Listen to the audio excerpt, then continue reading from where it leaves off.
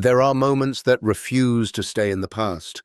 They lodge themselves somewhere between memory and wound, replaying on an endless loop that no amount of time can silence. They visit you in the grey hours before dawn, in the space between waking and sleeping, in the sudden stillness of an ordinary afternoon.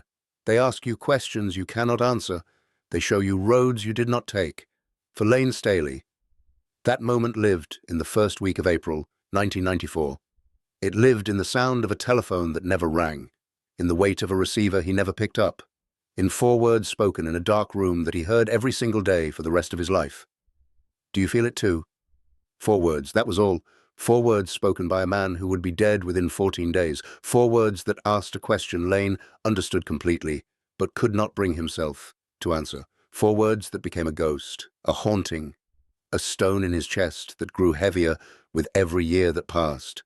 This is the story of that moment, of the night two broken men found each other in a crowded room and recognized something that no one else could see, of a promise made in the grey Seattle morning that would never be kept, of the phone call that might have changed everything or might have changed nothing at all. This is the story of Layne Staley and Kurt Cobain.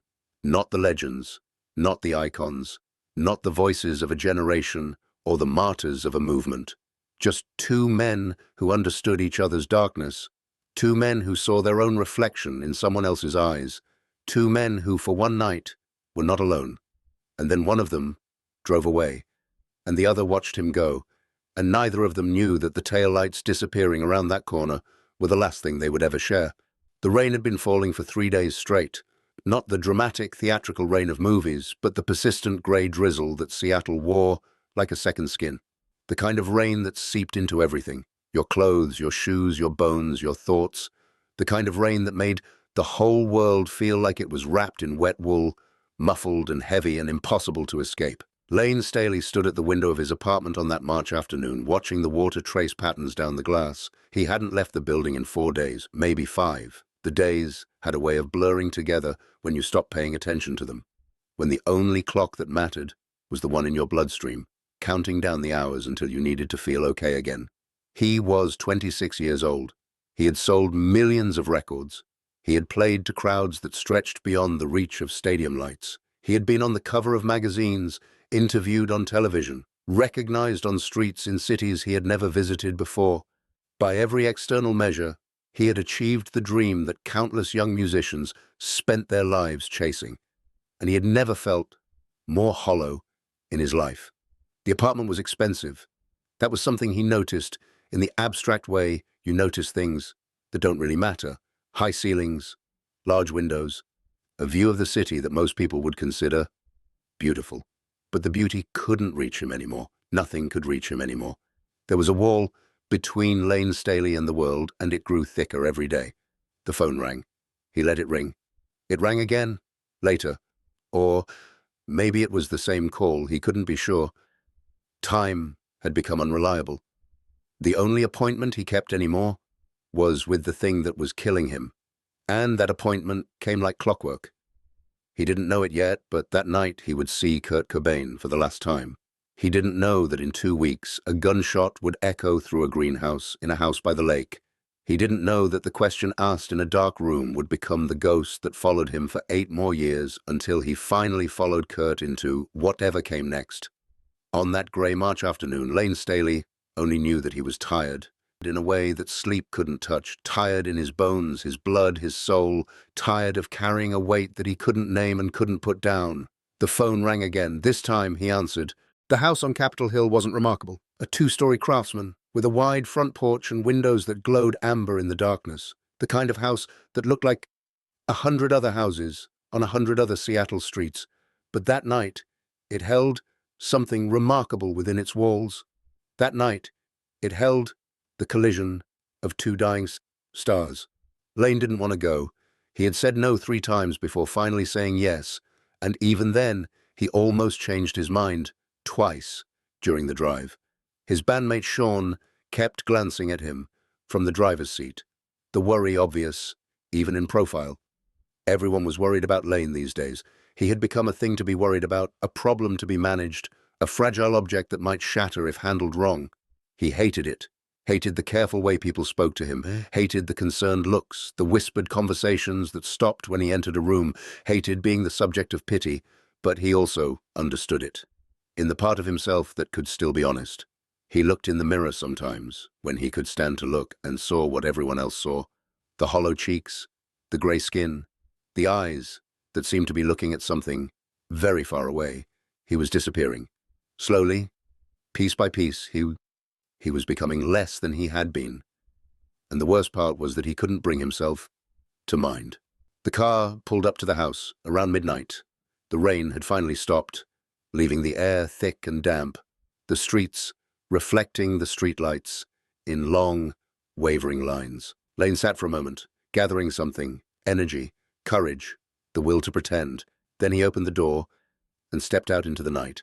The house was full of people he half recognized, faces from the scene, from shows and studio sessions and after-parties that blurred together in his memory. They nodded at him, said his name, but their eyes told a different story. Their eyes said, "Jesus, he looks bad." Their eyes said, "I heard he was bad, but I didn't know it was this bad." Their eyes said, "I wonder how much longer." Layne moved through them like a ghost, accepting a drink he wouldn't finish, making conversation he wouldn't remember. And then he saw Kurt. He was sitting alone in the corner of the living room, back against the wall, knees pulled up toward his chest. He looked small. That was the first thing Layne noticed. Kurt Cobain, the voice of a generation, the reluctant messiah of grunge, looked small and tired and impossibly young. He was wearing a cardigan that hung off his thin frame, his blonde hair falling across his face, his blue eyes fixed on something no one else could see. Layne knew that look. He wore it himself every single day. Their eyes met across the room. And in that moment, something passed between them that required no words. Recognition, understanding, the particular relief of seeing someone who carries the same weight, who fights the same battle, who knows exactly what it feels like to drown in plain sight. Layne walked over, didn't ask permission, didn't make small talk, just lowered himself to the floor beside Kurt and leaned back against the wall. For a long moment, neither of them spoke. The party continued around them. Laughter, music, the clink of bottles, but in their corner, there was only silence. Kurt broke it first. "You look like shit." Layne laughed. A real laugh, surprising in its genuineness. The first real laugh he'd had in days, maybe weeks. "So do you." Kurt nodded slowly, something that might have been a smile ghosting across his face. "I know." They talked for 3 hours. Or maybe they didn't talk at all. Maybe they just existed in the same space, sharing the same silence, breathing the same air. Time moved strangely in that corner. It stretched and compressed, elastic and unreliable. Some of it Layne would remember later, fragments floating to the surface in quiet moments. Some of it he would lose, swallowed by the fog that had settled over everything in those days. But the feeling of it, the profound relief of being understood, that he would carry forever. Kurt talked about Rome. Not the official story, not the accident narrative that the press had been fed. The real story, the one about wanting to disappear, about the weight becoming too heavy, about reaching for an exit and being pulled back against his will. "I wasn't trying to die," he said, his voice barely above a whisper. "I was trying to stop feeling." Layne understood. God, how he understood. Did it work? Kurt was quiet for a long moment. When he answered, his voice was flat, exhausted. "For a little while. Then I woke up, and it was all still there. All of it. The only thing that changed was that people look at me different now. I'm made of glass. I might break if they breathe too hard." "I know that look," Layne said. "I see it every day." They talked about the music, the thing that had saved them both once, the thing that had given them a voice when they had no words, given them a place to put the pain, given them a reason to keep breathing when everything else fell away. But somewhere along the line, the music had stopped being enough. Somewhere along the line, the songs had become obligations, the stage had become a prison, the gift had become a curse. "I used to think if I could just get it out," Kurt said. "If I could just put it into songs, it would go away. Like bleeding a wound, but it doesn't work like that. The more I write about it, the more real it becomes. The more I sing about it, the louder it gets. Layne knew this too. He had poured his darkness into Man in the Box, into Wood, into every song that clawed its way out of his throat, and none of it had made the darkness any smaller. If anything, it had given the darkness a shape, a voice, a power it hadn't had before. Maybe that's not what music is for, Layne said slowly, working through the thought as he spoke it. Maybe it's not supposed to fix us. Maybe it's just supposed to prove we existed, that we felt something, that we were here. Kurt looked at him with something like recognition. Layne had just said something he had been trying to articulate for years. Kurt said, "Maybe." The party thinned around them. People left in pairs and groups, the house growing quieter as the hours crept toward morning. But Kurt and Layne stayed in their corner, two wounded animals who had found temporary shelter in each other's company. They talked about the industry, about the executives who saw them as products, units to be moved, profit margins to be maximized, about the machinery that consumed artists and spit out celebrities, that took your most private pain and turned it into entertainment for masses who would never understand what it cost you. They talked about the fans, the strange, uncomfortable intimacy of having strangers know your secrets, of having people who had never met you believe they understood you because they had memorized your lyrics, of being loved not for who you were, but for what you represented, and the loneliness of knowing that the person they loved was a fiction, a projection, a myth that had nothing to do with the frightened, broken human hiding behind it. They talked about the drugs, not directly. They didn't need to. They both knew the rhythm of it, the cycle, the way it started as an escape and became a prison, the way it promised relief and delivered bondage, the way it hollowed you out from the inside, leaving only a shell that looked like you but wasn't you anymore. And finally, around 3 in the morning, when the house was nearly empty and the night was at its darkest, Kurt asked the question, "Do you feel it too?" 4 words, that was all. 4 words that contained everything. Layne's breath stopped in his chest. He knew exactly what Kurt was asking. Not about the drugs, not about the fame, not about the music or the industry or the fans, about the thing beneath all of that, the thing that lived in the silence between heartbeats, in the gray hours before dawn, in the hollow space at the center of everything. The thing that whispered, the voice that never quite fell silent, no matter how much you drank or used or drowned yourself in noise, the voice that told you none of this was worth it, that the pain would never end, that there was only one way to make it stop. Layne knew that voice. He heard it every single day. He had heard it for years, growing louder with each passing month, becoming harder and harder to ignore. He had never told anyone about it, had never admitted, even to himself, what it was really saying. And now Kurt was asking if he heard it too. Layne opened his mouth to answer. The words were right there, sitting on his tongue, ready to be spoken. Yes, yes, I hear it. I hear it all the time. I don't know how to make it stop either. You're not alone, neither am I. Maybe we can fight it together.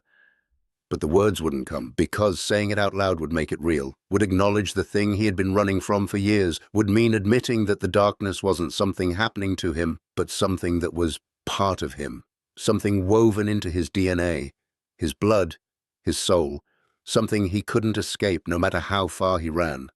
The moment stretched.